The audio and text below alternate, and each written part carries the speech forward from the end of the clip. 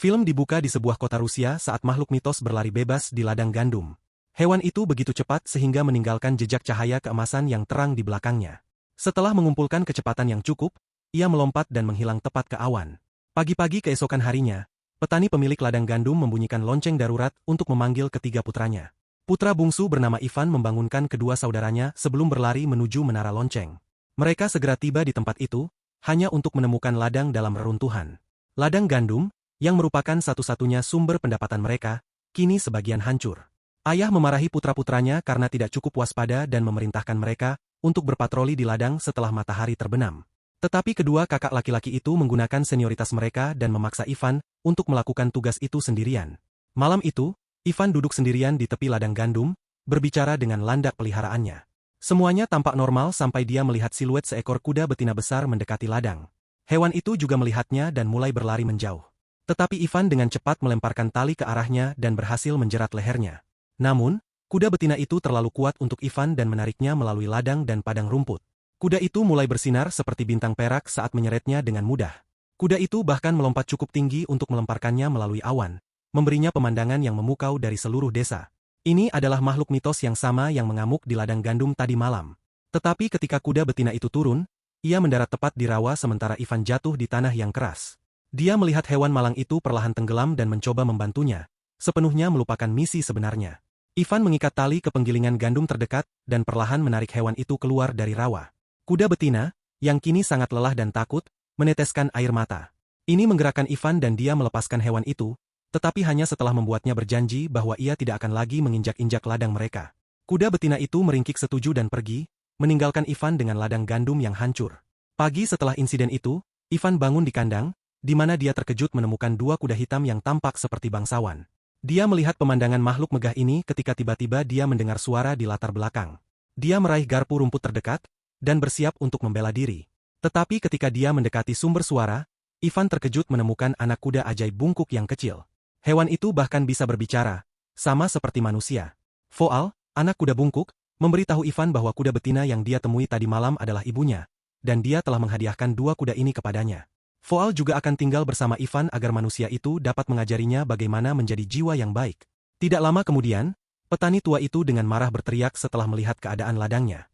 Tetapi Foal bereaksi cepat dengan membawa Ivan di punggungnya dan melarikan diri dari ladang dengan kecepatan tinggi. Sepanjang jalan, Ivan mengungkapkan keinginannya untuk menjual kuda-kuda itu untuk mendapatkan uang yang sangat dibutuhkan.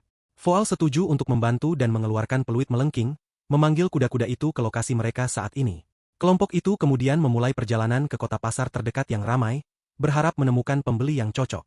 Setibanya di sana, beberapa pembeli yang antusias segera membombardir Ivan dengan tawaran untuk kuda-kuda agung itu. Tetapi dia memilih untuk mempertahankan hewan-hewan itu dan hanya menjualnya kepada orang terkaya di daerah itu.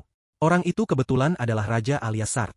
Saat Ivan berjalan ke istana megah, Sart melihat kuda-kuda itu dan menjadi terpesona. Dia segera memerintahkan anak buahnya untuk menangkap mereka, mengatakan petani miskin seperti Ivan tidak mungkin membeli kuda-kuda itu sendirian. Merasa kecewa, Ivan sekali lagi meminta bantuan Foal, dan Foal mengeluarkan peluit, memanggil kuda-kuda itu kembali. Saat keduanya berlari kencang menuju pemilik sah mereka menabrak Sart hingga jatuh ke karung tepung di dekatnya. Ini membuat Raja sangat marah, tetapi dia menjaga ketenangannya di depan publik yang berkumpul. Setelah ini, Ivan mengusulkan perdagangan, meminta dua topi perak sebagai ganti kuda-kuda itu. Tetapi salah satu punggawa menegaskan bahwa kuda-kuda itu pasti akan terus berlari kembali ke tuannya. Mempertimbangkan hal ini, Sart menawarkan pekerjaan sebagai tukang di istana kepada anak petani itu. Ivan, yang sangat naif, menerima tawaran itu tanpa berpikir dua kali. Kerumunan yang berkumpul juga mulai bersorak untuk anak biasa itu, menjulukinya sebagai si pembisik hewan.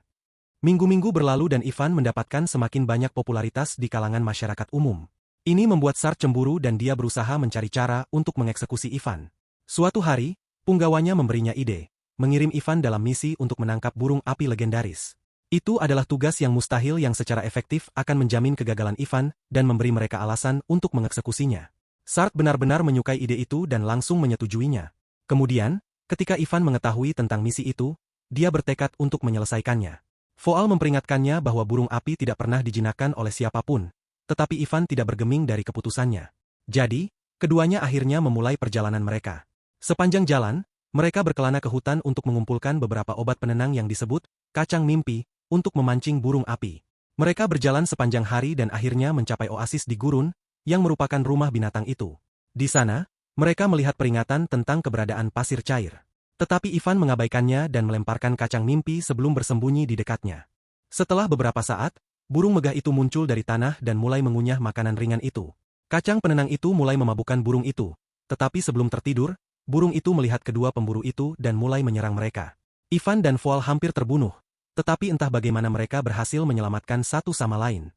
Seluruh lanskap juga dihancurkan karena pengejaran yang terjadi. Tetapi pada akhirnya, kacang-kacangan itu akhirnya melumpuhkan burung api, memungkinkan Ivan menangkapnya dengan rantai. Keesokan harinya, burung itu tampak sangat lemah dan meneteskan air mata berapi-api. Voal kemudian menjelaskan bahwa burung itu hanya bisa panas ketika ia bebas. Jika ia tetap di tanah untuk waktu yang lama, ia kehilangan semua energinya. Mendengar ini, Ivan merasa kasihan pada burung malang itu dan memutuskan untuk melepaskannya. Begitu dia melepaskan rantainya, binatang itu mendapatkan kembali apinya dan terbang ke langit. Tetapi tidak sebelum meninggalkan bulu api untuk Ivan. Sekarang misi telah gagal, Voal menyarankan agar mereka tidak kembali ke kerajaan. Tetapi Ivan menolak melakukannya karena dia yakin bulu itu akan membuktikan bahwa mereka menangkap burung api. Setibanya mereka, Sart menolak mendengar penjelasan apapun dan memerintahkan eksekusi mereka. Tetapi saat itu, burung api yang megah muncul, memancarkan cahaya terang di atas kerajaan. Ternyata makhluk itu mendengar permohonan bantuan Ivan dan kini telah tiba untuk membalas budi. Orang-orang bingung ketika mereka melihat burung api mengikuti perintah Ivan. Oleh karena itu, Raja dengan enggan mengizinkannya hidup dan juga mengadakan pesta untuk menghormatinya. Malam itu, Ivan dirayakan sebagai pahlawan di kerajaan. Saat frustrasi Sart tumbuh, dia didorong oleh punggawanya untuk mengirim Ivan pada tugas mustahil lainnya, untuk mengambil putri yang tinggal di kerajaan es di atas batu tinggi. Keesokan harinya, seorang utusan mengumumkan tugas baru raja kepada Ivan, yang menerima tantangan itu tanpa ragu-ragu. Maka dimulailah misi kedua dan setelah mendaki serangkaian gunung yang berbahaya, Ivan dan Voal akhirnya tiba di pintu masuk istana tempat putri tinggal. Tetapi mereka menemukan bahwa istana diblokir oleh tembok es besar, sehingga mustahil untuk masuk. Pada saat kritis ini, anak petani itu datang dengan ide. Dia mengeluarkan bulu api yang memungkinkannya mencairkan penghalang es. Tetapi itu juga menyebabkan banyak air menyembur keluar. Ini sayangnya membekukan Voal dalam bola es, mengirimnya jatuh menuruni tebing. Pendaratannya buruk, tetapi binatang ajaib itu berhasil selamat tanpa cedera apapun. Sementara itu, Ivan memasuki istana di mana dia bertemu dengan putri. Dia memperkenalkan dirinya sebagai Mak Comblang, yang dikirim oleh Sart. Tetapi putri mengatakan kepadanya bahwa dia tidak tertarik untuk menikah karena tidak ada pahlawan yang tersisa di dunia ini. Dia kemudian membuat ujian dan tiba-tiba melompat dari tebing. Ivan terkejut dengan pergantian peristiwa itu, tetapi dia segera mengikutinya untuk menyelamatkannya. Terkesan dengan keberaniannya, putri menggunakan gaunnya sebagai parasut dan mulai turun perlahan. Tetapi Ivan yang bodoh secara tidak sengaja menusuk gaun itu, menyebabkan keduanya jatuh dengan kecepatan tinggi. Tampaknya mereka akan mati, tetapi Voal muncul dengan sepasang sayap baru dan menyelamatkan keduanya. Malam itu, ketiganya berkemah di tengah hutan sebelum melanjutkan perjalanan kembali ke kerajaan. Voal, yang tahu bahwa Sart ingin Ivan mati bagaimanapun caranya, mencoba membantu temannya. Dia menasihatinya untuk meninggalkan putri dan melarikan diri untuk menyelamatkan dirinya sendiri, tetapi Ivan menolak. Keesokan paginya, ketiganya tiba di kerajaan, di mana Ivan disambut dengan sambutan pahlawan. Semua orang terkejut melihat bahwa dia telah kembali dari misinya hidup-hidup, dan Sart terpaksa memberinya hadiah sekali lagi. Malam itu, Ivan bercerita kepada Voal bahwa dia sebenarnya mulai jatuh cinta pada putri dan ingin mengunjunginya. Dia pun mengambil beberapa bunga dan memanjat ke jendelanya. Tetapi reuni mereka terputus ketika beberapa punggawa masuk dengan pakaian untuk dia kenakan. Setelah beberapa saat, putri akhirnya bertemu Sart dan kecewa mengetahui bahwa usia Sart seumuran dengan ayahnya. Sart ingin menikahinya keesokan harinya, tetapi putri enggan. Putri kemudian membuat rencana untuk menunda upacara. Dia menyebutkan bahwa itu adalah warisan keluarganya untuk menikah dengan cincin khusus. Tetapi sayangnya, cincin istimewanya hilang di suatu tempat di lautan. Ini ternyata menjadi alasan sempurna bagi Sart untuk mengirim Ivan pada tugas mustahil lainnya. Malam yang sama, Voal ajaib melihat roh paus melayang di langit. Voal berbicara dengan matahari, bulan, dan angin dan mengetahui bahwa cincin putri ada di dalam perut paus raksasa, yang kini telah berubah menjadi pulau. Di pagi hari, Voal menempatkan Ivan di punggungnya dan terbang langsung ke tengah lautan. Ivan secara tidak sengaja jatuh ke air, hanya untuk menemukan paus raksasa yang diikat oleh rantai. Voal kemudian berhasil berkomunikasi dengan paus itu dan mengetahui bahwa paus itu ditempatkan dalam keadaan ini oleh beberapa pelaut sebagai hukuman. Ternyata, ini adalah hukumannya karena melahap beberapa kapal untuk bersenang-senang. Dia masih muda dan naif saat itu, tetapi sekarang, dia menyesali tindakannya. Paus itu kemudian meneteskan air mata, yang memberi Ivan ide cemerlang, membuatnya bersin dan membebaskan diri dari rantai. Jadi, keduanya naik ke lubang hidung Paus dan menggelitik bagian dalamnya dengan ujung bulu voal. Rencana itu berhasil dan binatang raksasa itu mulai berjuang untuk menggaruk dirinya sendiri. Dalam prosesnya, dia membebaskan diri dari semua rantainya dan juga melepaskan kapal-kapal yang terperangkap setelah puluhan tahun. Paus itu kemudian menghadiahi Ivan dan voal cincin berharga itu sebagai tanda terima kasih. Di adegan berikutnya, keduanya menuju jendela putri untuk mengantarkan cincin itu. Tetapi kehadiran mereka tidak luput dari perhatian karena penjaga dan seorang punggawa melihat mereka melalui teropong dan bergegas untuk menangkap mereka. Keributan itu membangunkan Sark, yang meraih senjatanya dan bergegas ke jendelanya. Dia kemudian dengan kejam menembak voal tanpa ragu-ragu. Di sisi lain, para penjaga menyerbu kamar tidur dan menangkap Ivan, salah menuduhnya mencoba menculik putri. Dengan semua rintangan di jalan, Sark siap menikahi putri. Tetapi putri menuntut agar Sark meremajakan dirinya melalui resep yang diwariskan dari neneknya. Dia mengharuskan Sark mandi di 3 kuali. Satu diisi dengan air mendidih, yang kedua dengan air es, dan yang ketiga dengan susu mendidih. Merasa bahwa itu mungkin jebakan, seorang punggawa menasihati Sark untuk terlebih dahulu menguji kuali pada Ivan.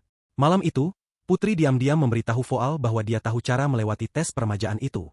Dia mengungkapkan bahwa melemparkan cincin neneknya ke kuali pertama, bulu dari burung api ke kuali kedua, dan bunga kehidupan dan kematian, yang tumbuh di ujung dunia ke kuali ketiga akan membatalkan efek mematikan dari setiap kuali. Voal, yang terluka oleh tembakan tadi, tahu bahwa itu adalah misi berbahaya yang mungkin mengakibatkan kematiannya. Tetapi demi sahabatnya, dia berangkat untuk mencari bunga mitos itu. Dia kemudian menggunakan kecepatan kilatnya untuk melakukan perjalanan ke ujung dunia. Voal akhirnya menemukan bunga itu, tetapi bunga itu memperingatkannya bahwa siapapun yang memetiknya akan menanti kematian. Terlepas dari peringatan yang tidak menyenangkan itu, voal memetik bunga itu untuk menyelamatkan Ivan. Keesokan harinya, Sark menyatakan bahwa dia memberi Ivan kesempatan untuk penebusan dan memerintahkannya untuk melompat ke dalam kuali. Ivan percaya bahwa dia akan mati, jadi dia dengan berani menyatakan cintanya kepada putri. Dia kemudian melompat ke dalam air mendidih. Tetapi saat itu juga putri melemparkan cincinnya ke kuali pertama, membantu Ivan muncul tanpa cedera. Di kuali kedua, burung api menjatuhkan bulu, menjaganya aman sekali lagi. Sementara itu, voal berhasil mengantarkan bunga tepat waktu bagi Ivan untuk diselamatkan di kuali ketiga dan terakhir. Setelah berhasil menyelesaikan tugasnya, Ivan muncul di hadapan putri, yang kagum pada transformasinya. Sark juga terkejut, dan percaya bahwa resep itu benar-benar membuat orang lebih muda. Dia melompat ke kuali pertama. Tetapi begitu dia melakukannya, gelembung besar muncul dan membawanya pergi di dalamnya. Rakyat kerajaan hanya menertawakan kemalangannya dan malah mulai meneriakkan nama Ivan. Sementara itu, putri dan Ivan menyadari bahwa voal hilang, jadi mereka mulai mencarinya. Mereka segera menemukannya duduk dengan sabar, menunggu kematiannya, karena dia telah memetik bunga mitos itu. Untungnya, putri mengungkapkan bahwa peringatan bunga itu hanyalah ujian untuk menilai keberanian orang yang memetiknya. Dia juga menjelaskan bahwa jika voal tidak memetiknya, dia sebenarnya akan mati di sana. Mendengar ini, voal dengan gembira bangun dan memeluk sahabatnya. Film berakhir saat Ivan dan putri akhirnya menikah dan mengambil alih kerajaan sebagai raja dan ratu yang baru dinobatkan.